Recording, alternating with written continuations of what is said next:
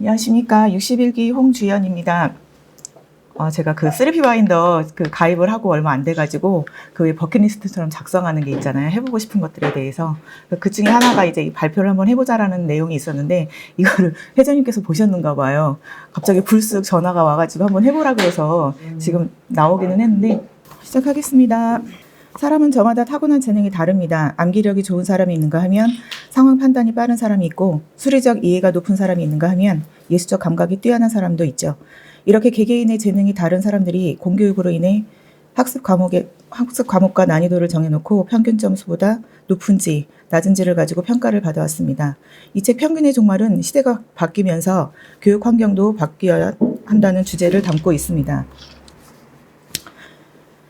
작가 토드루즈는 중학교 때 주의력 결핍 과다 행동장애라는 ADHD 장애 판정을 받은 뒤 성적 미달로 고등학교를 중퇴합니다. 이후 대학 입학 자격 검정 시험을 통과해 지역대학에 입학, 하버드대학교 교육대학원에서 인간발달학 박사학위를 취득 후 지성, 두뇌, 교육 프로그램과 개개인학 연구소를 운영하며 다양한 곳에서 강연을 하고 있습니다.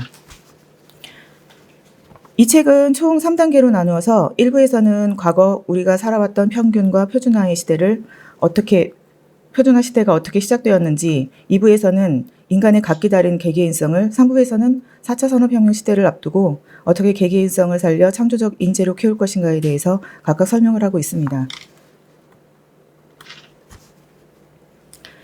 캐틀레는 사회통계분석학의 선구자로서 키, 몸무게 등 인체의 특징을 가지고 평균값을 내고 이를 바탕으로 결혼, 출산, 사망률, 자살률, 교육 수준 등등 인간 특징에 대해 모조리 평균을 내면서 평균적인 개념을 도입했는데 다수의 정부에서는 이 개념을 국민을 이해하고 사회 정책을 구성하기 위한 기초 토대로 채택했고 이 평균적 인간의 개념이 바야흐로 평균의 시대를 열면서 현대에 이르러서도 모든 인구조사의 표준이 되고 있습니다.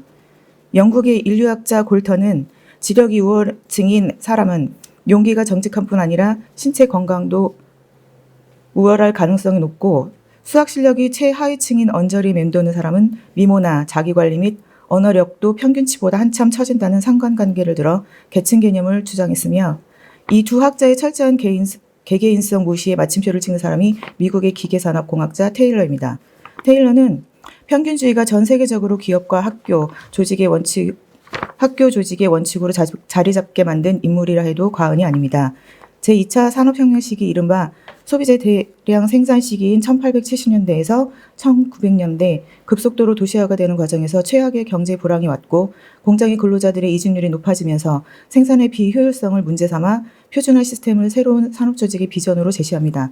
바로 평균치를 산정하고 그 평균치를 중심으로 전체 공정을 표준화해서 각 공정의 수행 방식을 고정시켰고 근로자들은 이 표준을 어겨서는 안 됐습니다.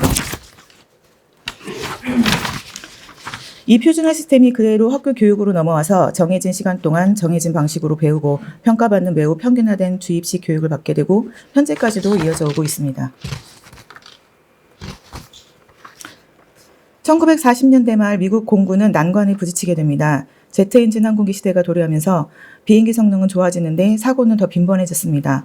그러던 중 4,000명 이상의 조종사들을 대상으로 키, 가슴둘레, 팔길이 등 10개 항목의 신체 치수에 대해 평균값을 내고 개개인의 조종사의 신체 치수를 평균값에 대조해 본 결과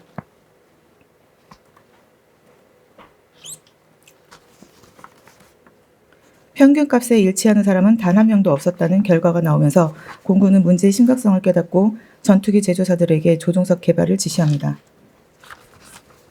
그 결과 변형 가능한 시트가 개발되었고 그로 인해 조종석 크기를 감안하여 일정한 체격 조건을 갖춘 조종사를 뽑았던 기준에서 벗어나 다양한 조종사를 뽑을 수 있게 되었습니다. 이 변형 가능한 시트는 자동차에도 사용되고 있습니다.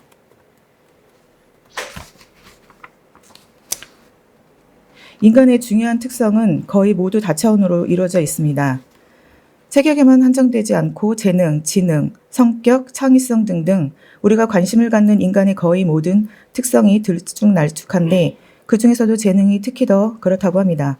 한 예로 두 여성을 상대로 성인용 지능검사를 10가지 항목을 들어 테스트를 했는데 IQ는 같았으나 지식, 어휘력, 숫자, 암기 등 지능의 강점과 약점이 확연히 달랐고 이 두 여성의 재능을 판단함에 있어 IQ 점수에 의존할 경우 오판의 소지가 높다는 결론이 나왔습니다. 이렇게 IQ 점수와 같은 1차원적 값으로는 들쭉날쭉한 개개인성을 평가할 수 없는 것이죠. 우리는 흔히 본질적이다, 천성이다 라는 얘기를 많이 씁니다. 저 사람은 내향적이다, 외향적이다, 원래가 저렇다 등으로 국한되게 표현합니다. 그런데 이 책에서는 그 표준화된 성향을 워싱턴 대학 쇼다 교수의 실험을 통해 모든 인간은 상황에 따라 내향적 혹은 외향적으로 반응한다는 맥락의 원칙을 들어 본질적 기질 따위는 없다고 말합니다. 특히 강조되는 부분은 상황 맥락별 기질입니다. 작가 토드로즈는 학급에 덩치 큰 아이들 셋이 못 살게 굴어 위압감을 느꼈고 대항하기 위해 종이를 씹어불거나 웃기는 행동들을 했던 상황별 맥락을 무시당한 채 말썽쟁이, 정신산만의 문제아가 되어 했던 자신의 상황을 예로 들어 개개인의 행동을 특정 상황과 따로 떼어서는 성별될 수도 예측될 수도 없고 어떤 상황의 영향은 그 상황에 대한 개개인의 체험과 따로 떼어서는 규명될 수 없다라고 말합니다. 그룹 구글, IGN, 딜로이트, 애들러 등은 이 1차원적 사고, 본질주의 사고, 규범적 사고라는 정신적 장벽에서 벗어나 들쭉날쭉한 개개인성의 원칙을 채택해 인재를 채용했고 현재 놀라운 성과를 거두고 있습니다. 자기 자신의 들쭉날쭉성을 인식하게 되면 재능에 대한 1차원적 관점에 사로잡혀 자신의 역량을 제약당할 위험이 그만큼 줄어듭니다.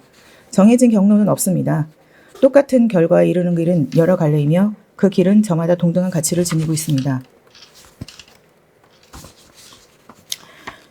세계 여러 나라의 기업들은 이미 표준화에서 벗어나 개개인성을 인정하고 변화를 추구하고 있습니다. 코스트코, 인도의 IT 기업 조호, 토마토 운반을 시작으로 현재 토마토 가공회사로 도약한 모닝스타도 직원 각자의 들쭉날쭉성에 맞춰 개개인의 능력을 존중하고 복돋아줌으로써 직원으로 하여금 창의력과 책임의식에 의해 자주적으로 직무에 임하게 하는 시스템으로 운영하고 있습니다. 이들 회사들은 개개인성을 중요시하기로 결정 내렸으면 그 결정에 흔들림이 없이 매진해야 한다는 교훈까지도 주고 있습니다.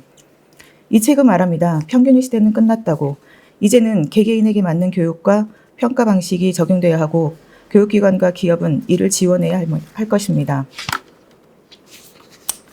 마지막으로 정리하고 마치겠습니다. 무엇을 이루고자 하는데 평균적인 단계, 평균적인 속도는 없습니다. 따라서 평균적인 사람도 없습니다. 그저 자신에게 맞는 길이 있을 뿐입니다. 그러니 그 자신만 뒤처지는 것 같다 두려워하지 맙시다. 우리는 그간 1차원적 사고에 묶여 있어 몰랐던 겁니다. 각자의 개개인성에 맞게 행동한다면 지금 내가 가는 길이 나만의 재능에 맞는 좋은 길일 수 있습니다. 모든 것은 하나의 결정에서 시작됩니다. 그것은 바로 자신의 들쭉날쭉성을 인정하는 것입니다. 감사합니다.